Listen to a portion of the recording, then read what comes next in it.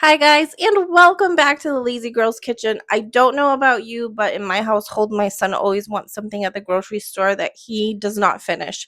This week it was strawberries, so I decided to make a really delicious, fluffy, perfect buttermilk strawberry cake, and it's perfect. It's perfection. It's a great way to use up your strawberries, and if you don't want to use fresh strawberries, use frozen. So let's get started.